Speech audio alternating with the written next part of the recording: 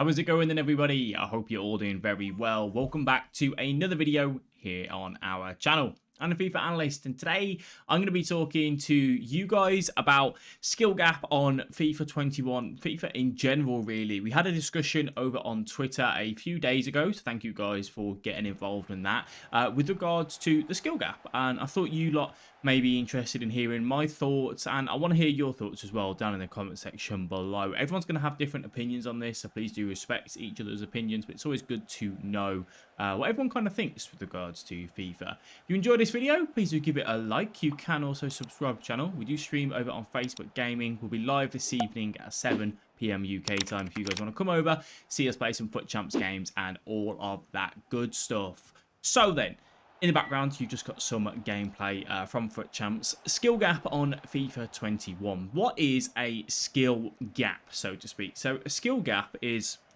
the way I kind of take it, is the difference between the scale of the difference between a top level player and an average level player and your low end player, right? Like the ability to learn and the difference and the quality and how much it takes to, you know, become that player. Now, again, a way to look at this, I suppose, would be the levels, the training, you know, everything that you need to go into to, say, become a professional footballer versus a Sunday league player. It's clear as day. Now on FIFA, in my opinion, the difference between a top player, Elite 1 and above, and then going down to, like, you know, your Gold 2, your Gold 3, don't get me wrong, the top players, you know, your best players in the world, those guys are different. They're bred differently, right? Those guys are phenomenal. The way they read the game and the speed that they play the game is just unbelievable. But your Elite 1 players and kind of in around that, and then down to Gold 3 and Gold 2, the actual gap to get to that level, in my opinion, isn't as big as it should be. Now, and why I talk about this is because when you think about the level that you need to learn, so background, obviously for me, I started playing FIFA on FIFA 18, played it as a kid up until FIFA 13, but, you know, it was as a kid, didn't really take it serious, and came back on FIFA 18. My first weekend league, it was 40 games on weekend on FIFA 18, we hit Gold 2, and we took ourselves to Elite 1 in 3 months. Now, yes, I put a lot of work into that and a lot of practice, but I don't necessarily think the gap is good enough where we should be. Now, don't get me confused, right? It is obviously a lot of learning and a lot of things that you do need to take into account. But the reason for the skill gap debate is not, is there a skill gap? Because there is a skill gap. The difference between an Elite 1 player and a Gold 2 player is pretty self-explanatory, really. You know, the other guy can read the game better, he can abuse more mechanics, does he step overs, does his bridge, takes his chances, doesn't really make any mistakes, can see a game out, all that sort of stuff. But my opinion is that a Gold 2, a Gold 1 player, theoretically, on paper, should never, ever beat an Elite 1 player and above, right? An Elite 1 player has to have, or top 200, 28 wins, 29 wins. They have to have a win ratio of like 96, 97%. A Gold 2 player, Gold 1 player has a win ratio of like 67%. They should never beat them. However, on FIFA and in a game of FIFA, it's not very easy, but it's very possible for a lower level player to beat a higher level player. You see it all the time on Foot Champs highlights, you know, tweets on Twitter and so on. You see some of the lower level players getting results against some of the bigger level players. Now, for me, I'm nowhere near, you know, top level player. I'm pretty average this year. Don't really enjoy the game too much. I should never ever beat, in my opinion, a pro player, right? I should never beat a pro player. Never. Someone that's hitting 29 wins on a regular basis, I shouldn't beat them. I'd say on average for me this year, I'll probably be about Elite 3, Elite 2. I've hit 26 and 4 a couple times. Other than that, I don't really play my 30 games a week in league. I don't play rivals. I don't practice. I don't do anything. But I should never beat those guys. I don't think I'm nowhere near the level of those guys. However, that has happened. And the reason for that is because the skill gap on FIFA, it's so easy for someone to sit back, park the bus, put every man behind the ball, and look for that through ball down the line, through ball through the middle, spam the bridge, spam the step over, which isn't hard things to do, and then get in behind and hit across goal, hit near post, and bang, they score. And then for the opponent, you know, the higher level player, might have to work even harder to get their chances. Because you're sitting deep and because you're sitting back, they've got to try and work their way through that, and then bang, they're going to get hit on the counter. For a top level player, it's not very usual for them in champs. The difference between Pro v Pro gameplay and Pro v Gold 2, Gold 1 gameplay is different. It's different, completely different, right? It's not even relatable in any way, shape or form, because the Pro in a Pro v Pro match or Pro v Elite 1 match, or even just an Elite player, they will be a lot more patient, they will be more methodical. Yes, they'll have their attacking patterns and so on. While as against the average guys, really, I'll be honest, they just get the ball and they just go forward and they attack, and you know they look for that quick direct attack. But then you put every man behind the ball, they can't always do that. So then you can hit on the counter and you can get your goals that way. And it's quite easy for you to be able to snatch a result, even though they may have had more of the ball, they may have had more shots, they may have done more than you, but you had that 2 or 3 counters and you scored 2 goals from it, and then bang, you know, you win the game. Now, I know a lot of you sat here, probably getting ready to type your comments, are going to go, yeah, but that's football. You know, West Brom, West Brom, yeah, let's not use West Brom. A lower level team could go and beat a high level team, you know, in the Premier League. Bottom of the league can beat top of the league. And you're absolutely right, you can. This is the problem with this game. We're trying to create a video game that is trying to be competitive, you know, competitive environment, any sport. But then it's also trying to emulate real life, trying to be a simulation. That shouldn't be the case, right? Because yeah, West Brom can go and get a result against Liverpool or City and then get thrashed by Leeds. They can go and do that. But on FIFA, the difference is, right, you want to sit there and park the bus and you want to hit on the counter. In real life, to do that, that takes so much hard work, so much dedication, so much commitment from the team for a full 90 minutes to stay compact, to be organised. It's completely different on a game that is 12 minutes long, 6 minutes per half, and you control one player. You run around with your CM, you cover the passing lane, and then the AI pretty much does the rest for you. You cannot compare that to real life. It's just not the same. It is not the same in any way, shape, or form. Now, yes, you can play whatever play style you want. That's completely not a problem. I'm not arguing that you shouldn't play part of the bus, drop back, so on. However, this is what I'm saying.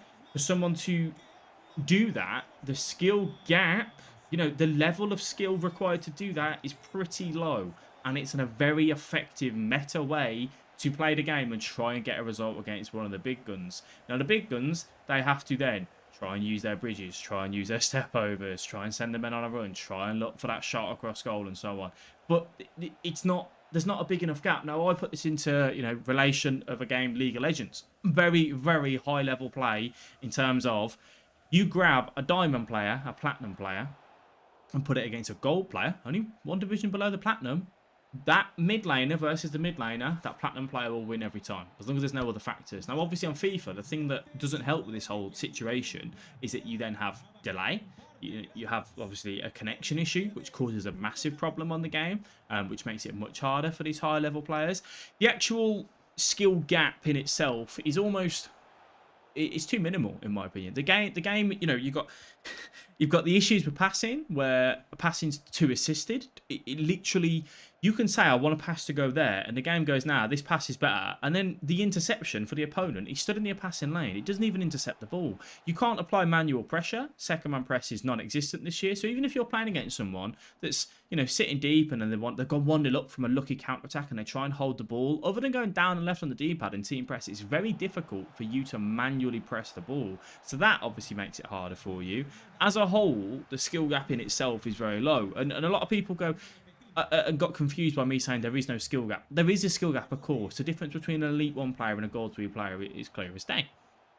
I'm saying the skill gap isn't big enough, right? Don't get me wrong. You go and get your best FIFA players in the world, Anders at the minute is phenomenal, right? And you go and put them up against a Gold 3, Gold 2 player. He's probably going to smash them every single time.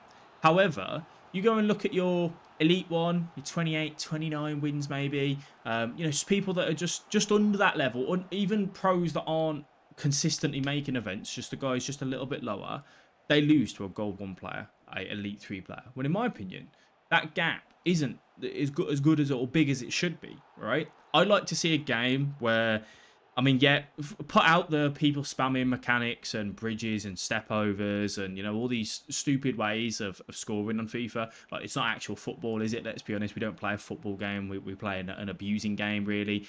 Put all that aside, there isn't enough, in my opinion, skill-wise, to really learn and become a master and master it, and then have that mastered down, and then go, right, gold 1 player, you're going to beat him every single time, because it's just not going to be the case. I had a discussion with Zelonius as well. Zelonius was saying that if connection's clean every single game, he backs a elite 1 player and above to beat a gold 1 player every single time. And I personally just don't agree with that. I don't believe that, because if you had 100 games of a gold 1 player playing an elite 1 player, and they played the same game, you know, connection, concentration, all those factors were absolutely fine. In my opinion, because they can sit deep, they can put so many men behind the ball, they've got the AI blocks to assist them. All they need is a couple counter attacks, some through balls, some passes where they pass it through an opponent's leg and the interception doesn't come in, and then bang, and they get a shot up and they score a goal. And that, to me, it's only 12 minutes, right? It's only 12 minutes. We shouldn't, to me, we shouldn't be in. I know Kurt was a big advocate of this. We shouldn't be in a game where 12 minutes is all we get, and people sit deep and then they hit on the counter. You don't. That's not the same as real life. We're 12 minutes per game instead of 90. To do that is completely different, in my opinion, and the skill gap just isn't quite where I'd want it to be. Really, that's my honest opinion on it. I think there should be so much more things. You know, adding second man pressing adding then to a player being able to manually press the ball throughout the whole time of the game if they want to, and they can get the ball back. Passing should nowhere near be as assisted as it is to make the skill gap bigger. It's passing so many times. You look at where you wanted to play a pass. Oh, I want to play it there, and the game says, "Nah, this pass is better," and it avoids that guy that stood in that passing lane, and he doesn't intercept it. The interceptions are woeful, which then obviously makes the skill gap less.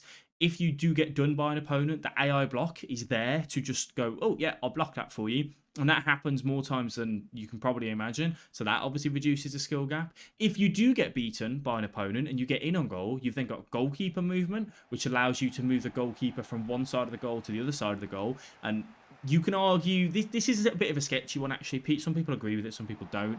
I think in a way, the goalkeeper movement is good because it allows you another opportunity to try and stop that goal from going in. However, at the same time, if you've been done and the opponent gets one-on-one on goal, should it not just be, you know, a one-on-one with a goalkeeper and you not trying to factor that in? I don't know. You let me know on what you think of that. But obviously that then bails you out as well. You can just spam through balls this year. You can spam the bridge, even though the opponent knows it's coming. They just glitch out and they can't defend it. There's so many things that just make this gap smaller and smaller and smaller and smaller that anyone really can beat anyone on this game within reason.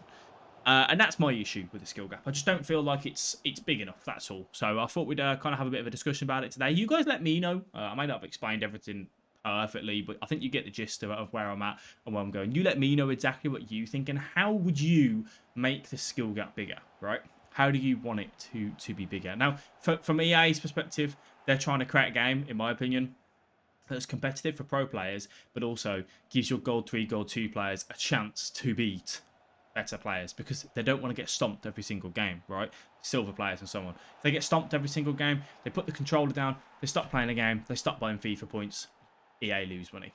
That's why I think the skill gap is getting reduced and reduced and reduced and reduced, in my opinion. So, let me know. Always happy to hear your guys' thoughts. I do want to thank you all very much for watching this video. If you enjoyed it, give it a like. Please do subscribe to the channel, and I'll catch you guys in the next video. Bye-bye.